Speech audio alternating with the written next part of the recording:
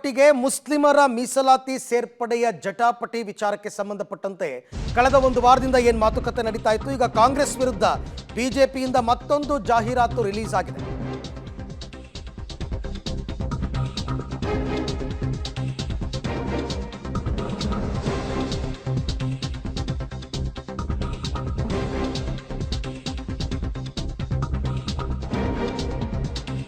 ಹಿಂದುಳಿದ ವರ್ಗಗಳಿಗೆ ಕಾಂಗ್ರೆಸ್ ಚಿಪ್ಪನ್ನ ಕೊಟ್ಟಿದೆ. ಯಾಕೆಂದ್ರೆ ಒಬಿಸಿ ಪಟ್ಟಿಗೆ ಮುಸ್ಲಿಮರನ್ನ ಸೇರ್ಪಡೆ ಮಾಡುವಂತಹ ಪ್ರಯತ್ನಗಳು ನಡೀತಾ ಇದೆ.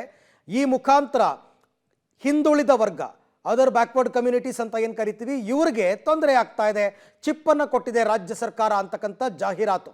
ಯಾಕೆ ಅಂತಂದ್ರೆ ಒಬಿಸಿನಲ್ಲಿರ್ತಕ್ಕಂಥ ಬೇರೆ ಬೇರೆ ಹಿಂದುಳಿದ ಸಮುದಾಯಗಳು ಒಂದು ವೇಳೆ ಮುಸಲ್ಮಾನರನ್ನು ತಂದು ಒಬಿಸಿಗೆ ಹಾಕಿಬಿಟ್ರೆ ಇವರಿಗೆ ಅವಕಾಶಗಳೆಲ್ಲ ಸಿಗೋದೇ ಇಲ್ಲ, ಅವಕಾಶ ವಂಚಿತರಾಗ್ತಾರೆ.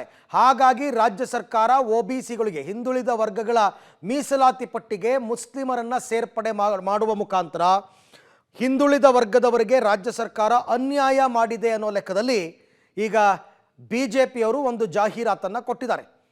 ಇದು ಆರಂಭದಿಂದಲೂ ಆಸ್ತಿ ಹಂಚಿಕೆ ವಿಚಾರ, ಇದಾದ ನಂತರ ಮೀಸಲಾತಿ ವಿಚಾರ, ಈ ಜಟಾಪಟಿ ಕಾಂಗ್ರೆಸ್ ಮತ್ತು ಬಿಜೆಪಿ ಮಧ್ಯೆ ನಡೀತಾನೇ ಇದೆ.